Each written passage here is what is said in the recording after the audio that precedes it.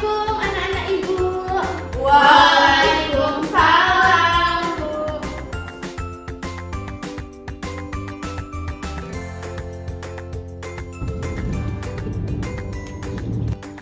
Anak-anak Ibu, gimana kabarnya, sehat? Sehat, Bu. Baiklah Anda semuanya, sebelum kita buka pelajaran kita pada pagi hari ini, Ibu ada motivasi untuk Ananda semuanya. Ananda tahu semut? Tahu, Bu. Menurut Ananda, semut itu hewan yang seperti apa sih? Hewan yang kecil, Bu. Ya, terus? Sering diinjak-injak. Nah, sering diinjak-injak. Dan semut ini juga merupakan sosok hewan. Dia kecil, tetapi dia sangat rajin sekali. Apa contohnya? Contohnya, dia mengumpulkan makanan setiap hari bergotong royong bersama teman-temannya. Walaupun dia terinjak, walaupun dia banyak rintangan di jalan, tapi dia tetap semangat untuk mencari makanan. Karena makanan ini akan menjadi bekal untuk semut-semut jikalau hari hujan. Nah, jadi anak-anak Ibu juga harus seperti itu. Harus setiap hari rajin belajar, rajin baca buku, mencari ilmu. Untuk apa? Untuk bekal Di masa depan. Betul sekali. Boleh tepuk tangan dulu. Baiklah Nanda, Ibu absen terlebih dahulu ya. Nur Rusna Putri. Tidak hadir, Ibu. Kenapa?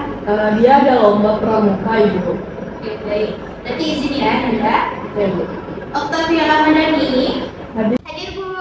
Silsilia Prabaningsi. Hadir, Bu. Ashifa Faradila. Hadir, Bu. Della Febrina. Hadir, Bu.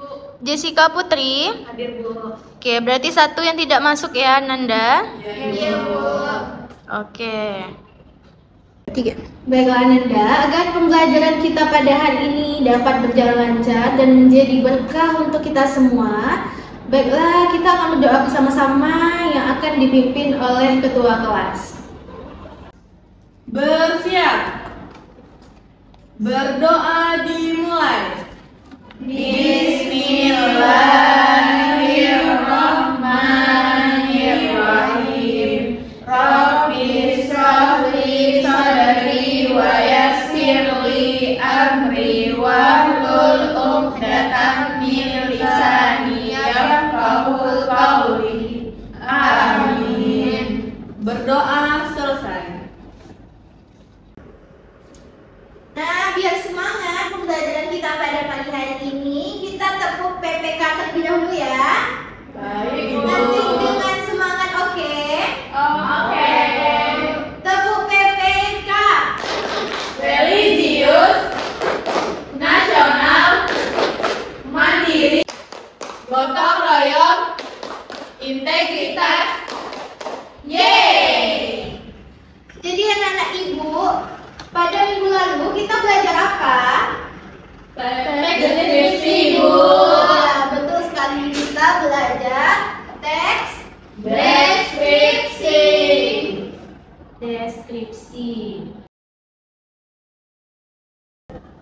Nah, jadi ada yang tahu apa teks deskripsi? Ada yang ingat? Aku tahu, Bu. Oke, silakan Octavia. Ibu, teks deskripsi itu adalah teks yang menggambarkan atau menjelaskan sesuatu objek dengan rinci, baik itu tempat maupun juga peristiwa, Bu. Betul sekali. Nah, setelah pengertian tadi, tujuannya ada yang tahu nggak? Aku, Bu. Ya, boleh silakan dijawab Ananda. Jadi teks deskripsi itu bertujuan untuk menggambarkan objek, tempat, atau sesuatu secara detail dan jelas, seolah-olah pembaca dapat membayangkan dan mengalami hal tersebut secara langsung, Bu. Iya, bagus sekali Ananda, Ibu. Nah, tadi kita udah tahu pengertiannya, tujuannya. Sekarang ciri-ciri teks deskripsi apa? Ada yang tahu? Ada yang masih ingat? Aku, Bu. Ya, silakan JJ.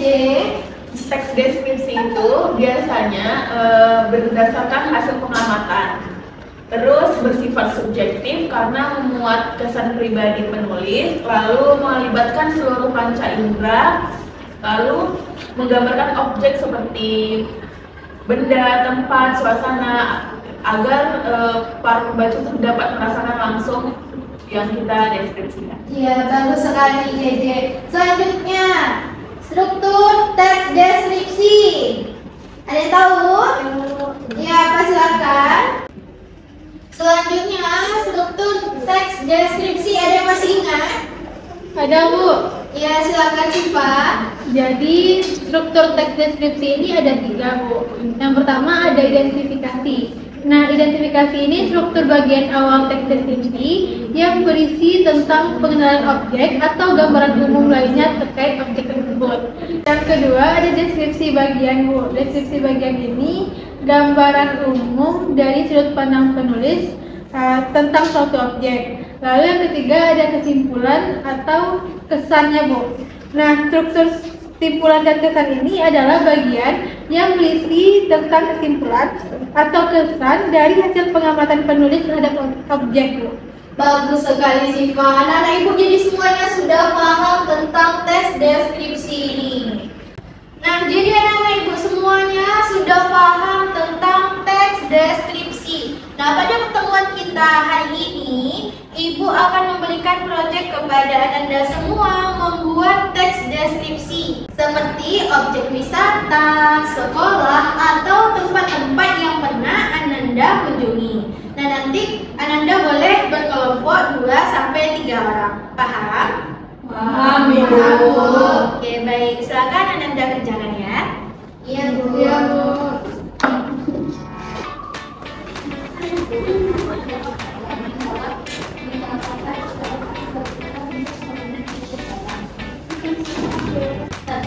Kelompok 1 mau mendeskripsikan apa, Nanda? Rencana kami mau mendeskripsikan salah satu objek wisata yang ada di Kota Bukit Bu.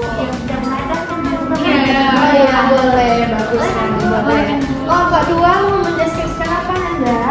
Kami tentang Gunung Kelinci, Bu. Ya, yang ada Gunung Kelinci itu di mana? di Jambi. Oke, bagus. Nggak apa-apa. Lanjutkan ya, Anda identifikasi bagaimana objek wisata yang ada di tempat Anda. Baik, Ibu. Baik, Bu. Bagaimana Nanda? Apakah sudah selesai? Sudah, Bu.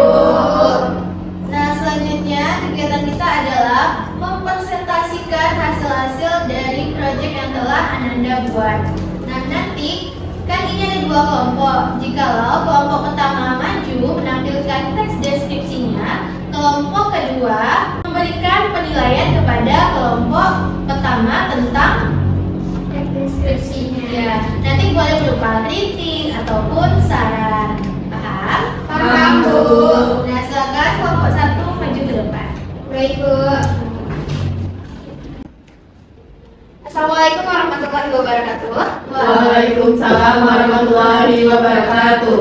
Kami dari kelompok 1 ingin mempresentasikan hasil teks deskripsi yang sudah kami kerjakan. Nah, kami memilih salah satu objek wisata yang terdapat di Kota Bukit Tinggi, yaitu Janggadang. Teman-teman udah pernah ke Janggadang belum sih? Belum. Belum. Nah, karena kami kebetulan udah pernah ke Janggadang, jadi kami deskripsiin aja gimana itu Janggadang yang akan dideskripsikan oleh Dela. Kepada Dela disilakan.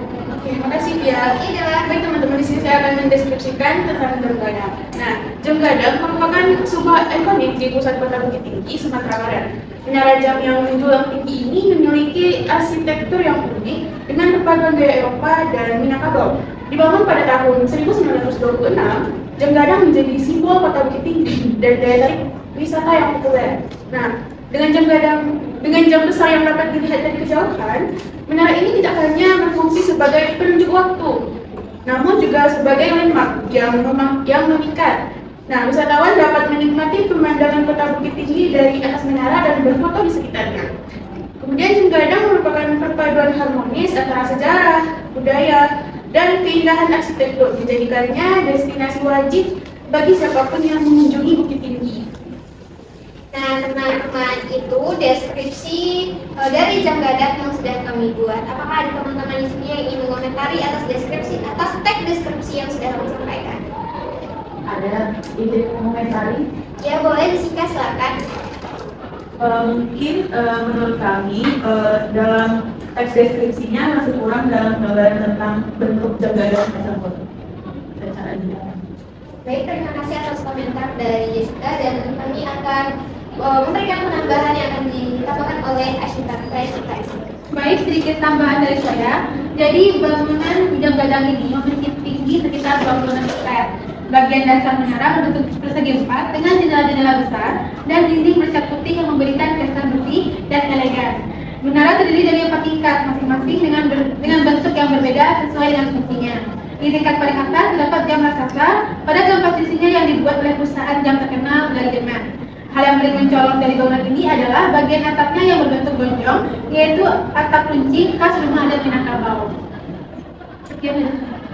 Nah, begitu Jessica, bagaimana deskripsi lebih rinci mengenai bentuk dari bangunan jam gadang itu sendiri. Mungkin sekian dari kelompok 1. Apabila ada kesalahan, kami mohon maaf. Wassalamualaikum warahmatullahi wabarakatuh. Waalaikumsalam warahmatullahi wabarakatuh. Masih belum. Nah, Ibu lihat anak-anak Ibu nih udah pada ngantuk nih dan tidak semangat. Gimana kalau kita ice breaking dulu? Setuju? Setuju. Oke, jadi semuanya ayo cepat. Iya, Bu.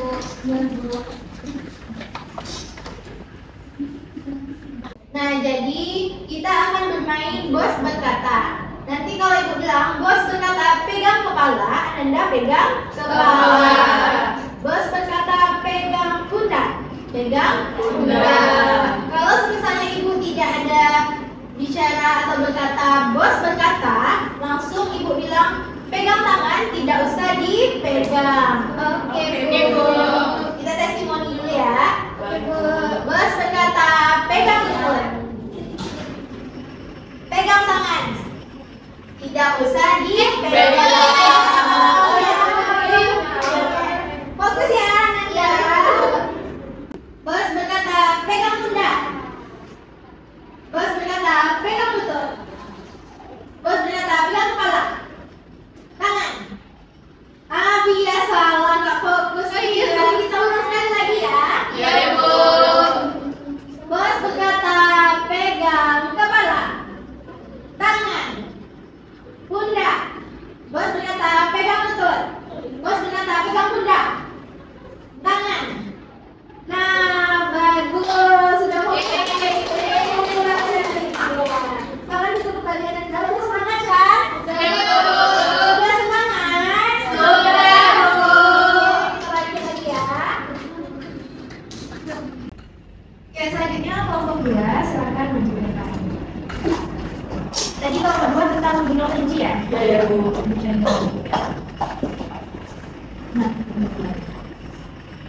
Baik. Assalamualaikum warahmatullahi wabarakatuh.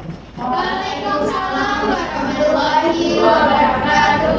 Baik teman-teman, di sini kami akan mempresentasikan hasil proyek kami mengenai deskripsi tentang objek wisata yang terdapat di Provinsi Jambi, yaitu Gunung Kerinci. Langsung saja. Baik, terima kasih kepada Jessica. Gunung Kerinci yang terletak di perbatasan Provinsi Jambi dan Sumatera Barat merupakan gunung berapi tertinggi di Indonesia dengan ketinggian mencapai 3.805 meter di atas permukaan laut. Gunung ini menjulang megah di kawasan Taman Nasional Kerinci sebelah dan menjadi rumah bagi berbagai flora dan fauna langka, termasuk harimau Sumatera dan burung endemik. Dikenal sebagai atap Sumatera, Gunung Kerinci tidak hanya menjadi tujuan favorit para pendaki, tetapi juga memiliki nilai spiritual dan budaya yang tinggi bagi masyarakat sekitar. Dari puncaknya, pendaki dapat menyaksikan pemandangan menakjubkan berupa hamparan hutan lebat dan danau-danau alami yang memukau. Selain keindahannya, Gunung Kerinci juga menjadi sumber air bagi daerah sekitarnya dan berperan penting dalam menjaga keseimbangan ekosistem di wilayah barat Sumatera. Baik, itu hasil proyek kami. Mungkin dari teman-teman ada yang ingin menanggapi, memberi saran atau kritikan? Baik, boleh. Octavian, silakan.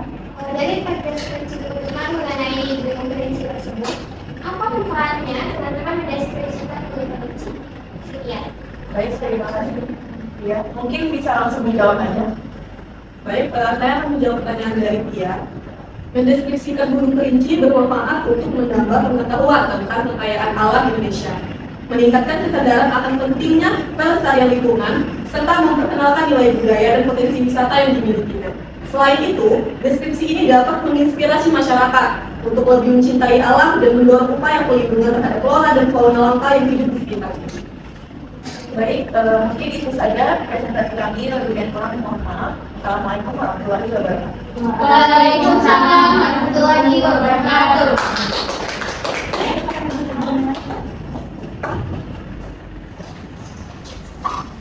Nah, baiklah Anda semuanya. Jadi udah 2 minggu ini kita belajar teks deskripsi, yaitu teks yang memaparkan, menjelaskan tentang suatu hal, baik itu makanan, objek atau tempat. Oke. Nah, jadi tadi sudah dipresentasikan oleh 2 kelompok. Ada yang mempresentasikan jam gadang, ada yang mempresentasikan burung kerinci. Nah, jadi seolah-olah tadi ketika sang pembaca membacakan teksnya, si pendengar ikut merasakan bagaimana bentuk objek yang telah diceritakan. Seperti tadi kelompok 1 menceritakan tentang jam gadang. Jam gadang berwarna putih, di atasnya terdapat sebuah jam yang sangat besar. Nah, tadi sang pendengar bisa ikut merasakan kan bagaimana bentuk dari jam gadang tersebut. Nah, baiklah Ananda semuanya, karena waktu kita juga sudah habis dan Ananda sudah paham tentang teks deskripsi ini, kita cukupkan pembelajaran kita sampai di sini. Ya,